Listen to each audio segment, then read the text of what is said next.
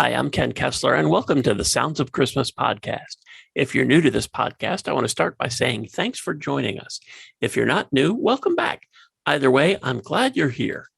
Now, to avoid any confusion, I want to start off by saying there won't be any music played here. This is a place for conversation. I'll talk about Christmas music and some related topics, sometimes by myself and sometimes with guests. If you're looking for music, just go to soundsofchristmas.com and click on the tree or the player on the front page or on the Listen Now page. We play the best variety of Christmas music all year long. Well, except in October, when we play the best variety of Halloween music. I'm very excited to do a different kind of podcast for us today. Usually we talk to singers and musicians and people who are involved on that side of the music industry. But today we're going to go kind of to the other side and talk more about research and some data with Ken Benson from P1 Media Group. Hi, Ken. Thanks for joining us. Yeah. Hi, Ken. Thanks for having me today. Happy to have you on. Ken is a renowned programming, research, and marketing executive, led the Pinnacle Media International team, conducted research for radio and media clients across 4 continents, a multi-award-winning contemporary hit radio programmer. His career includes a vice president of music programming for MTV, executive programming positions at Chancellor, AM/FM, and Citadel, and oversight for over 250 radio stations. Wow. Did I get all that right? Yeah. Wow. I'm still going. I'm not worn out or tired from all that just yet. So here we go. So you're with P1 Media Group. Can you sort of explain who they are and what you do? Sure. P1 Media Group is a team of former major market radio programmers who took the leap to the research side of the business. And now we consult stations through research on strategy, on music, on marketing, on promotion, with the goal to maintain and increase their market share. Because as you know, in the commercial radio world, the higher number of listeners you have, the bigger the ratings you have, the more money you can get for your advertising. So that is what we do. We help stations hopefully optimize and maximize their success. And part of that is testing songs. Can you sort of explain what it means to test a song? Sure. This probably started, I understand, probably around 1980, where prior to that, radio in the US did little to no research, and somebody had an epiphany one day that maybe we should ask listeners what songs they like to listen to and which ones they don't. And they started doing things called music tests, where you'd get a representative sample of listeners to a certain format and target, and you'd play them hundreds of clips of songs, just short clips, 8 to 10 seconds long, and ask people to tell us whether or not they were familiar with them, how much they either liked or disliked it. And sometimes people would ask, is it a song you still enjoy hearing, or maybe you're tired of hearing it? And then stations would use this data along with instinct to create their playlist and determine what they're going to play for their audience, with the goal, again, to maximize the audience, because at the end of the game, it's a commercial enterprise, and you're looking to monetize that audience into revenue. How does testing the songs differ from songs that are best-selling or today even most streamed? I mean, I know from your description of it, I get that difference, but as far as deciding what song to play, testing a song versus seeing songs that are selling or streaming on Spotify or YouTube, what's the difference there? That's something we've added to our annual Christmas research just a couple of years ago, really at the suggestion of our partner in this, which is MRC Data, which controls BDS Radio, which monitors the airplay of hundreds and hundreds of stations around the country, as well as Canada, and then all the streaming services as well. So they came to us and said, hey, listen, we're seeing, or at least it appears, not just with Christmas music, that radio is not necessarily aligned with what sometimes the most streamed songs are.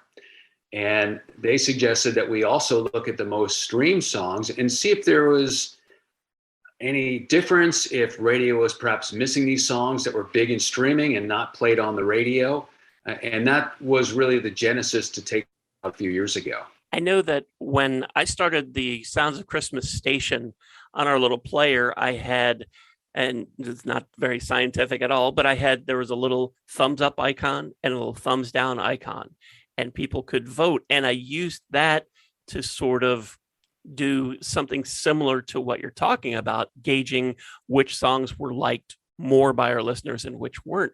But the problem that I had was that fans of shows like American Idol or New Singers would flood in when a certain artist was playing, and I would get, hundreds of thumbs up for this singer, but they didn't stop there. They would then hit thumbs down on everything else. And it seemed like, okay, well, this is now becoming worthless data.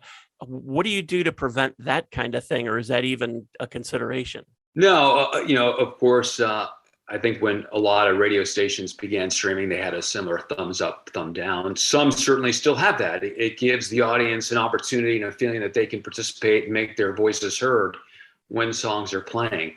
But like any data, you have to know who's in the sample, right? Are they qualified to be in sample? And what does that data really mean? Is it useful and helpful? And as you quickly found out for yourself, that there was so much bias built into the way people treated that tool, which had great intentions, that data for you is really useless. Yeah, it absolutely was. So when you test, do you do this remotely? Is this testing online? Is it in a central location? Yeah. So the way our Christmas research works is every year around late October, we go into the field. We devise a sample from the 50 largest radio markets in the United States. And we qualify these people that they're between the ages of 18 and 54 years old. They tell us they listen either frequently or sometimes to an all Christmas music station in their local markets during the holiday season. And then we play a Christmas montage, and we ask them to rate their personal enjoyment of Christmas music on a local radio station. And they have to rate that 7, 8, 9, or 10 on a 1 to 10 scale. So what we're looking for is radio listeners and people that really enjoy Christmas music and also use a local Christmas music station during the holiday season when most stations, or at least a couple stations in most markets, go all Christmas. I can almost hear ears perking up everywhere when you say that, and people probably wondering, how can I be part of this? How can I make my voice heard on this? Is there a way that people can volunteer, or is it more of a random kind of thing that you set up? Yeah, no, we use several different companies that have email research databases that we go pay these people in markets around the country that, again, fit this criteria that we have to qualify. And the whole purpose for that is to eliminate and significantly reduce all the biases that you've experienced with your thumbs up and thumbs down. Right. And remarkably, we see tremendous consistency from year to year with the 40 most songs. I mean, obviously there's a few that come in, a few that go out each year. The ranks may change a little bit, but for instance, thinking back at least 5, 6, or 7 years now, Jingle Bell Rock by Bobby Helms, which is a really old song, is number one in our research every single year. Wow, that's amazing. And it's funny, I will throw that out as an example sometimes when I'm talking to artists about their new music, and I will use that as an example because it's one that always leaps to mind. I had no idea that was the most popular, and the most popular version of that song, because I know Hall & Oates had a really popular version of that as well. Well, that one also usually finishes in the top 10. So it's just a really well-liked song. So you compiled this list, the top testing Christmas songs, and this was around the beginning of November that this was released. So it was a couple months ago, and it was the data from Christmas 2020 going into 2021, and your list had 62 songs on it.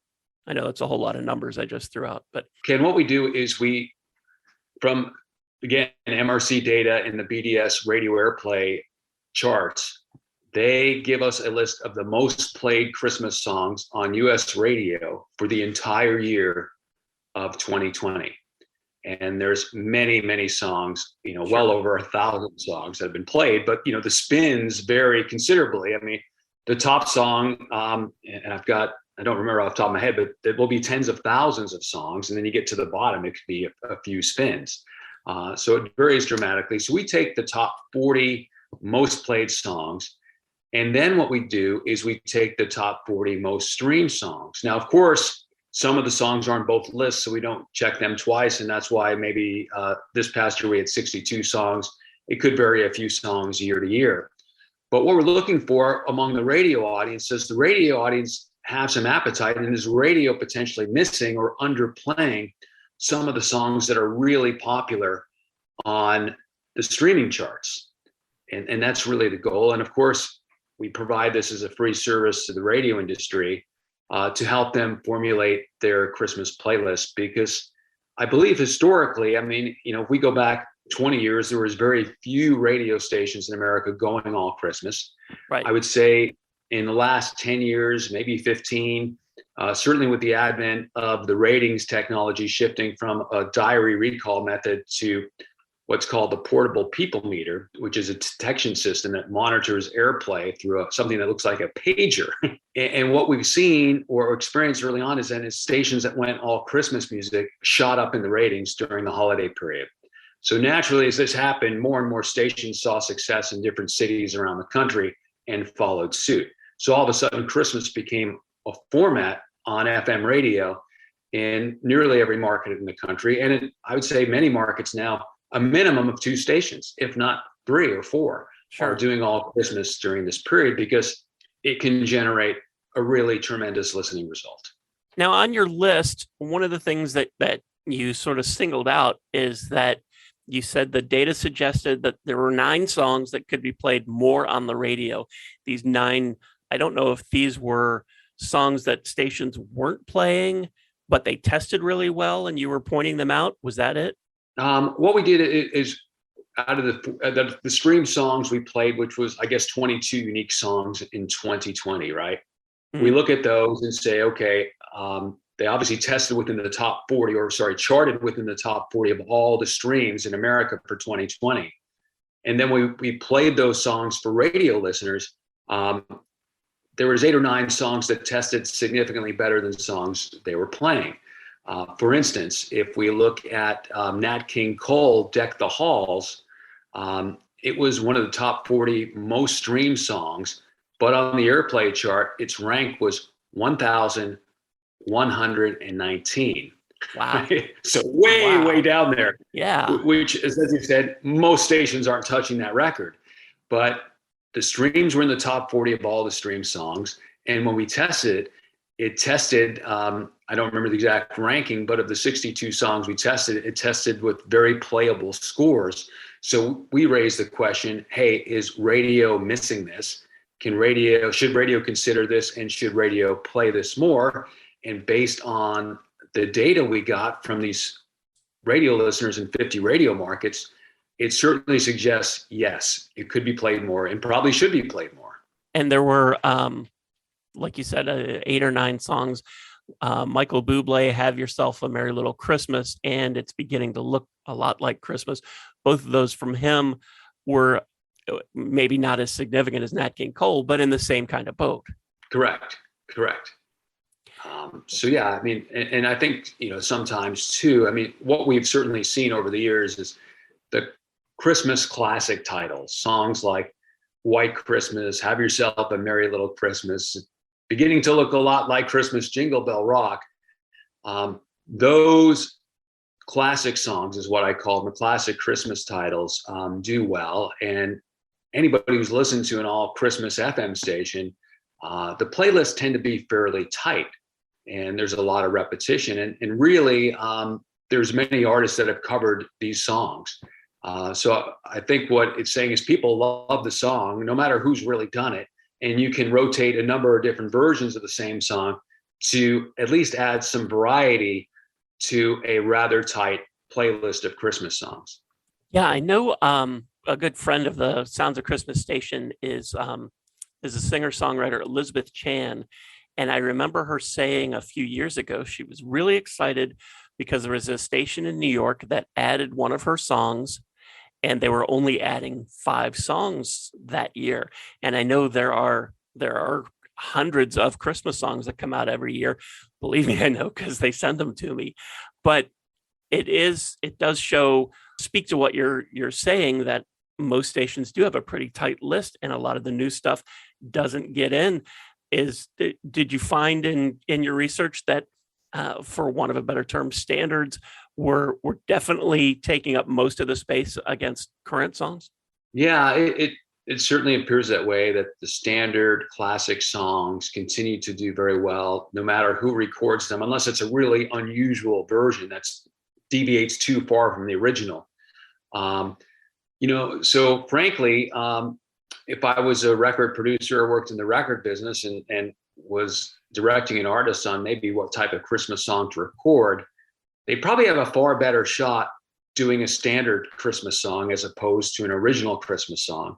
Really, the last bona fide smash hit Christmas song is All I Want for Christmas from Mariah Carey, right, which was recorded in 1994, which is crazy. I mean, it's coming up, on almost 30 years. Yeah. There's been a few others that have snuck through since then, certainly not at Mariah Carey's level. Probably most recently, the song from Kelly Clarkson, Underneath the Tree, has gotten some traction, continues to build every year. But what we're finding is clearly there's a reluctance to play or add too many original songs because, first off, you don't know if they're going to be accepted or not, right? And it takes a tremendous commitment. And it's no different from another format, whether it's country or, let's say, an adult contemporary or a pop station taking a chance on a new record. There's a big investment to get that song familiar, whether or not you know it's going to be a hit. And I think part of the conservatism in building a Christmas playlist stems from, what does Christmas do? I mean, Christmas is something that is a time of memories and reflection and fun and feel good and family and a party to some extent, that having that accompaniment of songs you've listened to your entire life and are very familiar, you know the words to every song, it is a much more comfortable experience. So I think, as far as the big radio stations go, the gateway to getting a new song on the playlist one year is extremely tight and limited with a very high bar. Like you said, they may take a chance on a handful of songs, but even Kelly Clarkson, which has been around, I think, since around 2010 or 2012. I mean, it's doing better, but it still hasn't reached its pinnacle yet. I think that's still to come. It just takes so long for these new songs to develop and build that familiarity and comfort and an audience that would accept them as easily as Frosty the Snowman. Right.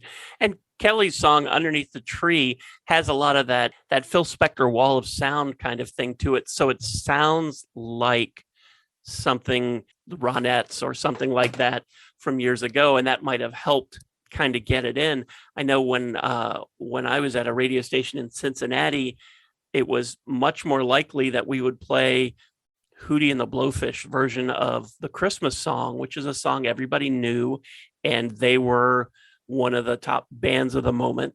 So it was a voice that our audience knew singing a song that they knew. Much more likely that we would play that than something that I don't know what this song is. Yeah, well, what was interesting, already seeing the data for 2021, there's a song by pop artist Sia called Snowman that had over 99 million streams last year in the US, which would have landed at number 13 on the chart for all the streamed Christmas songs, which is remarkable.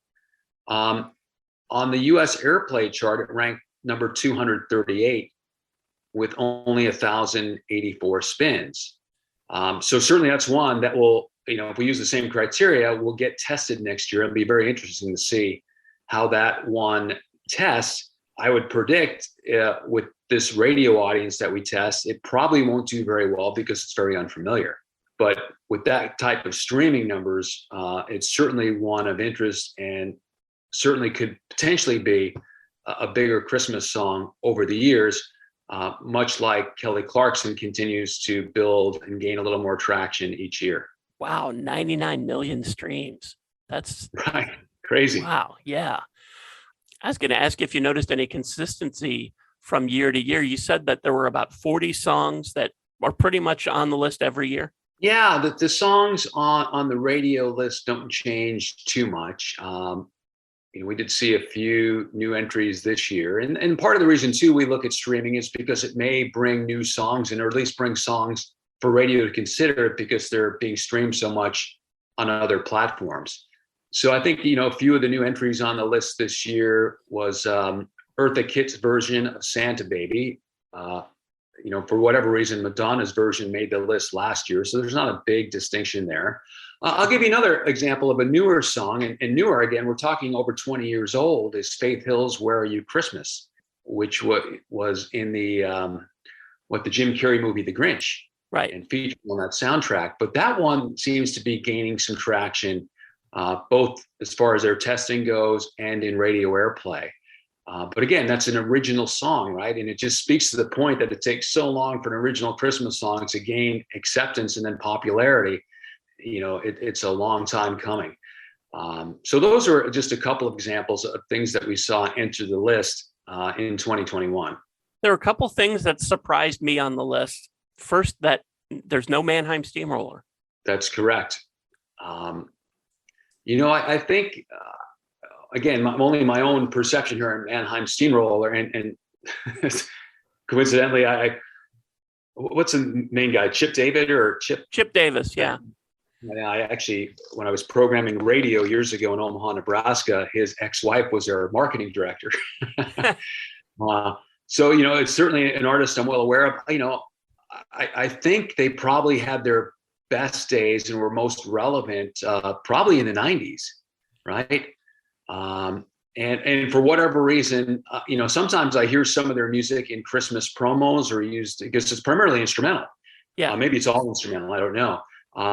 So I do hear it, but it's not something I see show up at least on the top of any of these lists. The other thing that kind of surprised me is a song that did show up on there, Dean Martin, Baby It's Cold Outside. There had been so much flack about that song in the news the last few years. And then to see that despite all of that, people still like it. Yeah, that's an interesting point. I think that began in 2018 when the Me Too movement came about, and people are saying, the lyrics there are degrading to women. And a couple of stations, I think a station in Cleveland was the first to boycott it, which I think they probably did for a publicity stunt more so than the record, right? So we tested the original version again. It met the criteria of why it should have been tested, and it's been tested every year since, and it continues to test playable.